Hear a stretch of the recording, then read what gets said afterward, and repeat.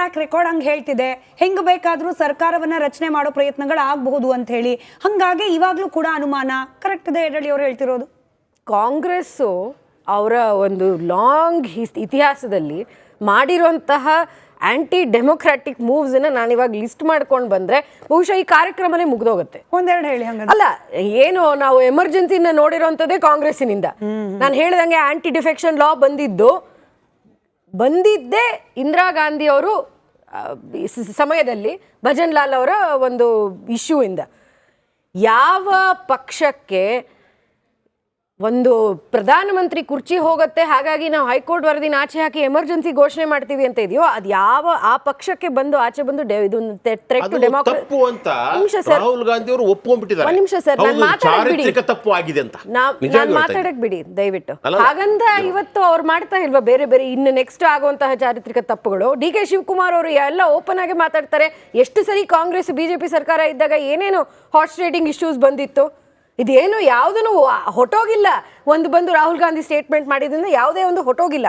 ನಾನು ಏನು ಹೇಳಕ್ಕೆ ಪ್ರಯತ್ನ ಪಡ್ತಾ ಇದ್ದೀನಿ ಅಂದರೆ, ಇವತ್ತು ಸರ್ಕಾರದಲ್ಲಿ ನಡೀತಿರೋಂತಹ ಒಂದು ದುರಾಡಳಿತ ನೋಡಿ ಮತ್ತೆ ತಮ್ಮ ಶಾಸಕರಿಗೆ ಅನಿಸ್ತಿದೆ. ಇದು ಬಹಿರಂಗವಾಗಿ ಬಂದು ಹೇಳಿರೋಂತಹ ಬಹಳಷ್ಟು ಶಾಸಕರಿದ್ದಾರೆ. ಮತ್ತು ನೀವು ಸಾಂದರ್ಭಿಕ ಎವಿಡೆನ್ಸ್ ಅಂತ ಹೇಳ್ತಿರಲ್ಲ, ಬೇರೆ ಬೇರೆ ಶಾಸಕರು ಹೆಂಗೆ ಅವರು ಡಿಫೆಂಡ್ ಮಾಡ್ತಾರೆ ಸಿದ್ದರಾಮಯ್ಯನವರ ಮಾಡಲ್ಲ ಅನ್ನೋದನ್ನ ಒಂದು ಬಾರಿ ನೋಡ್ಕೊಂಡು ಬನ್ನಿ. ಒಂದ್ ನಿಮಿಷ ಸರ್, ಇಳಿದೇನೆ ನಾನ್ ಮುಖ್ಯಮಂತ್ರಿ ಆಗ್ತೀನಿ ಅಂತ ಹೆಂಗ್ ಸರ್?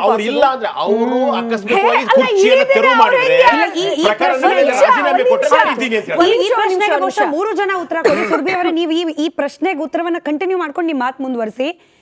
ಇಳಿದ್ರೆ ನೆಕ್ಸ್ಟ್ ಸಿಎಂ ಅವ್ರು ಇಳಿಯೋದಿಲ್ಲ ಅನ್ನೋ ವಿಶ್ವಾಸ ಇರಬಹುದು ಸರ್. ಬಟ್ ಇವಾಗ ಮೂಡಾ ವಿಚಾರದಲ್ಲಿ ನಾನು ಬಹಳ ಯೋಚನೆ ಮಾಡಿ ಪ್ರಶ್ನೆ ಕೇಳ್ತಾ ಇದ್ದೀನಿ.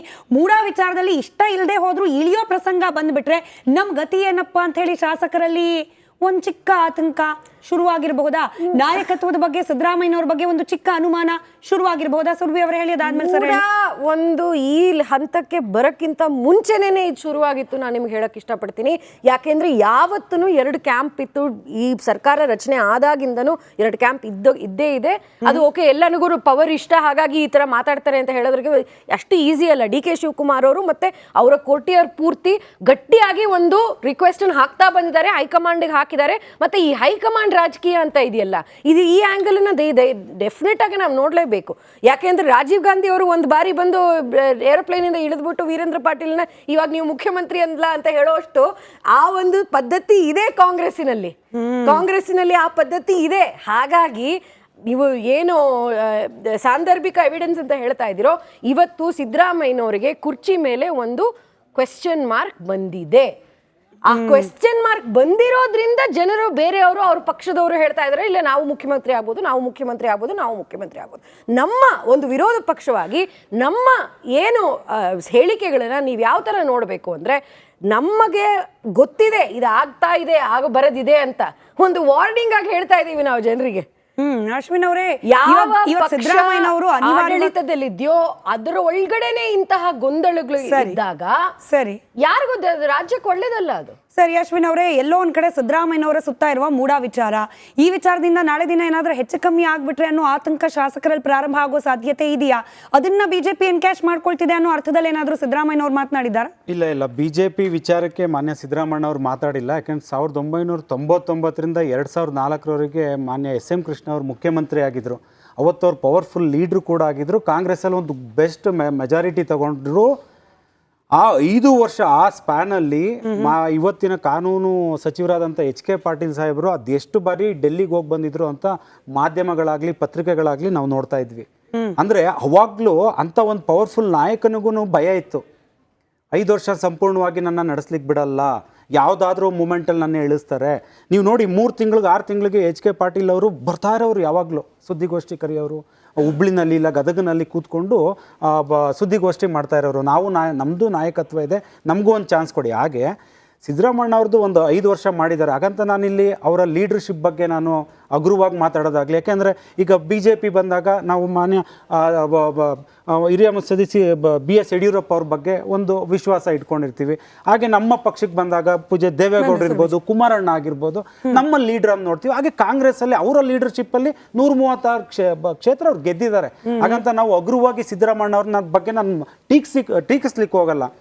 ವಿಚಾರ ಇರೋದೇ ಏನಂತಂದ್ರೆ, ಮಾನ್ಯ ಸಿದ್ದರಾಮಣ್ಣ ಅವರು ಇಷ್ಟು ಒಂದು ಬೆಸ್ಟ್ ಬಿಗ್ ಮೆಜಾರಿಟಿ ತಗೊಂಡಂತ ವ್ಯಕ್ತಿ ಕಳೆದ 5 ವರ್ಷದಲ್ಲಿದ್ದಂಥ ನಿಮ್ಮ ಆ ಚಾಪು, ಆ ಒಂದು ನೀವು ರಾಜ್ಯ ಸುತ್ತುತ್ತಾ ಇದ್ರಲ್ಲ, ಆ ಹೇಳಿಕೆಗಳನ್ನ ಕೊಡ್ತಿದ್ರಲ್ಲ, ಈಗೆಲ್ಲೋ ನಿಮ್ಮಲ್ಲೇ ನೀವು ಕಳೆದೋಗ್ಬಿಟ್ಟಿದ್ದೀರಾ. ಆ ಸಿದ್ದರಾಮಣ್ಣ ನೀವು ರಾಜ್ಯಕ್ಕೆ ನೀವು ಆಗಬೇಕು, ನೀವು ಇನ್ನೂ 3.5 ವರ್ಷ ಅಧಿಕಾರ ಕೊಡಬೇಕು, ಅಭಿವೃದ್ಧಿ ಮಾಡಬೇಕು. ಅದನ್ನ ನಾವು ವಿರೋಧ ಪಕ್ಷದವರು ಆಸೆ ಪಡ್ತಿದೀವಿ ಹೊರತು ನೀವು ಎಲ್ಲ ಒಂದು ಪಬ್ಲಿಕ್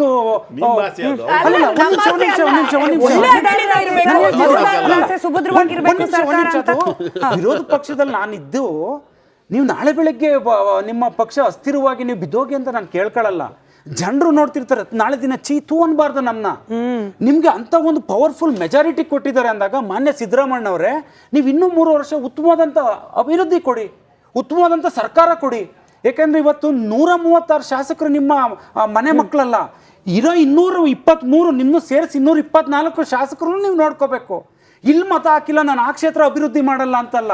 ನಿಮ್ಮಲ್ಲಿರೋ ಶಾಸಕರಿಗೆ ಗೊಂದಲ ಏನಿದೆ ಅಂದರೆ, ನಾಯಕತ್ವಕ್ಕೂ ಹೆಚ್ಚಾಗಿ ನನಗೆ 1.5 ವರ್ಷ ಆದ್ರೂ ಅನುದಾನ ಇಲ್ಲ, ನನ್ನ ತಾಲೂಕಿನಲ್ಲ ಈ ಶಾಲೆಗಳಿರ್ಬೋದು, ಆಸ್ಪತ್ರೆಗಳಿರ್ಬೋದು, ನೀರಾವರಿ ವ್ಯವಸ್ಥೆ ಇರ್ಬೋದು, ವಿದ್ಯುತ್ ವಿಚಾರದಲ್ಲಿ ಎಲ್ಲ ಗೊಂದಲ ಇದೆ, ಯಾವುದನ್ನು ಸರಿ ಮಾಡಿಸ್ಲಿಕ್ಕೆ ಆಗ್ತಿಲ್ಲ, ಇದಕ್ಕೆ ನಮ್ಗೆ ಅನುದಾನ ಕೊಡಿ, ನೀವು ಪವರ್ಫುಲ್ ಆಗಿ ಅಂತ ಕೇಳ್ತಿದಾರೋ ಹೊರತು ಇಲ್ಲಿ ಸರ್ಕಾರ ಬೀಳ್ಸೋ ಬಗ್ಗೆ ನೀವೇ ಮಾತಾಡಿದಾಗ ಜನರಿಗೆ ನಿಮ್ಮ ಬಗ್ಗೆ ಎಲ್ಲಿ ವಿಶ್ವಾಸ ಮೂಡುತ್ತೆ. ಹಾಗಾಗಿ ಇದೆಲ್ಲ ದಯಮಾಡಿ ಸಿದ್ದರಾಮಣ್ಣ ಅವರು ಇಂಥ ಹೇಳಿಕೆಗಳನ್ನ ಕೊಡೋದು ಬಿಟ್ಟು, ಯಾಕೆಂದರೆ ಪುನಃ ಹೇಳ್ತಿದ್ದೀನಿ, 2,500 ಕೋಟಿ ಕೊಟ್ಟು ಒಂದು ಸರ್ಕಾರನೇ ಮಾಡ್ತೀವಿ ಅನ್ನೋದಾಗಲಿ ಅವೆಲ್ಲ ಸುಮ್ಮನೆ ಶಿಳ್ಳೆ ಚಪ್ಪಾಳೆಗೆ ಮಾತಾಡ್ತಾರೋ ಹೊರತು ಜನಪ್ರತಿನಿಧಿಗಳು ಅದನ್ನೆಲ್ಲ ಬದಿಗಿಟ್ಟು ನಿಮ್ಮ ಪಕ್ಷದವ್ರಿಗೆ ನೀವು ಓಪನ್ ಆಗಿ ನಿಮ್ಮ ಮೀಟಿಂಗ್ಗಳಲ್ಲೋ ಇಲ್ಲ ಕ್ಯಾಬಿನೆಟ್ಗಳಲ್ಲಿ ಹೇಳ್ಕೊಳ್ಳಿ. ಜನರು ಮುಂದೆ ಬಂದಾಗ ದಯಮಾಡಿ ಅಭಿವೃದ್ಧಿಗಳನ್ನ ಕೊಡಿ. ಅವರ ಮತ್ತೊಂದು ಇಂಟ್ರೆಸ್ಟಿಂಗ್ ಸ್ಟೇಟ್ಮೆಂಟ್ ಹೋಗೋಕೆ ಮುಂಚೆ ಎಡಳಿ ಸರ್ ಕ್ವಿಕ್ ರಿಯಾಕ್ಷನ್. ಶಾಸಕರಲ್ಲಿ, ಅದರಲ್ಲೂ ಕಾಂಗ್ರೆಸ್ ಶಾಸಕರಲ್ಲಿ ನಾಯಕತ್ವದ ಬಗ್ಗೆ, ಸರ್ಕಾರ ನಡೆಸ್ತಾ ಇರುವ ವಿಧಾನದ ಬಗ್ಗೆ ವಿಶ್ವಾಸ ನಿಜಕ್ಕೂ ಉಳಿದಿದೆ ಅಂತ ಅನ್ಸುತ್ತಾ ಅಂತ? ನನಗೆ ಗೊತ್ತಿರೋ ಹಾಗೆ, ರಾಜಕೀಯ ವಿಶ್ಲೇಷಕರಾಗಿ ನೀವು ಅನೇಕ ಸರ್ಕಾರಗಳು ಅಲ್ಲಿನ ಶಾಸಕರನ್ನು ಗಮನಿಸಿರ್ತೀರಿ, ಹಾಗಾಗಿ ಪ್ರಶ್ನೆ. ನನಗೆ ಗೊತ್ತಿರೋ ಹಾಗೆ ಎಲ್ಲ ಶಾಸಕರು ಸಹಿತ ತಮ್ಮ ಅಸ್ತಿತ್ವದ ಇಂಪಾರ್ಟೆನ್ಸ್ ಗೊತ್ತಿದೆ ಅವರಿಗೆ. ಆಕಸ್ಮಿಕವಾಗಿ ಯಾವುದೇ ಕಾರಣಕ್ಕೆ ಇವರೇನಾದರೂ ಹೇಳಿದ್ರೆ ಸಿದ್ದರಾಮಯ್ಯನವರು ಅವ್ರ ಅಸ್ತಿತ್ವಕ್ಕೂ ಧಕ್ಕೆ ಬರುತ್ತೆ ಅಂತ ಗೊತ್ತಿದೆ. ಆದ್ದರಿಂದ ಇವಾಗ ಅವ್ರು ಒಬ್ಬರು ಇರೋದ್ರಿಂದ ಎಲ್ಲರೂ ಒಗ್ಗಟ್ಟಾಗಿದ್ದಾರೆ. ಈಗ DK ಶಿವಕುಮಾರ್ ಅವರನ್ನು ಎಲ್ಲರೂ ಒಪ್ಪುವ ಪರಿಸ್ಥಿತಿಯಲ್ಲಿ ಇಲ್ಲ, ನಿಮ್ಮ ಜಾರಕಿಹೊಳಿ ಅವರನ್ನು ಒಪ್ಪುವ ಪರಿಸ್ಥಿತಿಯಲ್ಲಿ ಇಲ್ಲ. ಆದರೆ ಇವರು ಏನಾದರೆ ಸ್ವಲ್ಪ ಮಾಸ್ ಲೀಡರ್ ಆಗಿದ್ದಾರೆ, ಇವರನ್ನು ಒಪ್ಪುವ ಮತ್ತು ಇವರ ಮೇಲೆ ಭಿನ್ನಾಭಿಪ್ರಾಯ ಇಟ್ಟುಕೊಂಡಿರ್ತಕ್ಕಂಥವ್ರು ಯಾವ ಶಾಸಕರು ನನಗೆ ಗೊತ್ತಿರೋ ಹಾಗೆ ಇಲ್ಲ. ಆದ್ದರಿಂದ ಸಿದ್ದರಾಮಯ್ಯನವರು ಕಾಂಗ್ರೆಸ್ಸಿಗೆ ತುಂಬ ಅನಿವಾರ್ಯ ಆಗಿದ್ದಾರೆ. BJPಯವರು ಶತಾಯಗತಾಯ ತಮ್ಮ ಎಲ್ಲ ಫೋರ್ಸನ್ನು ಸಹಿತ ಇವಾಗ ಒಟ್ಟುಗೂಡಿಸಿ ಸಿದ್ದರಾಮಯ್ಯವ್ರನ್ನೇ ಟಾರ್ಗೆಟ್ ಮಾಡಿದ್ದಾರೆ ಮತ್ತು ಅವ್ರ ಅಸ್ತಿತ್ವ ಅದು. ಇವು ಏನಾದರೂ ಮಾಡಿ ಅವರು ಒಬ್ಬರನ್ನ ಒಂದು ಹೊಡೆದಾಕಿದರೆ, ಚೆಸ್ಸಲ್ಲಿ ಒಬ್ಬ ಕ್ವೀನ್ ಹೊಡೆದಾಕಿದರೆ ಹೇಗೆ ಚೆಸ್ ಗೇಮೇ ಹಾಳಾಗುತ್ತೋ ಆ ರೀತಿಯಾಗಿ ಚೆಕ್ಮೇಟ್ ಇಡೋಕ್ಕೆ ಪ್ರಯತ್ನಗಳನ್ನ ಎಲ್ಲ ಎಂಗಲ್ಗಳಲ್ಲಿ ಮಾಡ್ತಾನೆ ಬಂದಿದ್ದಾರೆ, ಇಲ್ಲಿವರೆಗೂ ಮಾಡ್ತಾ ಇದ್ದಾರೆ ಅಷ್ಟೇ. ಸೊ ಆದ್ದರಿಂದ ಇವಾಗ ಹಗರಣಗಳ ಬಗ್ಗೆ ಸುರಭಿಯವರು ಮಾತಾಡ್ತಾ ಇದ್ರು.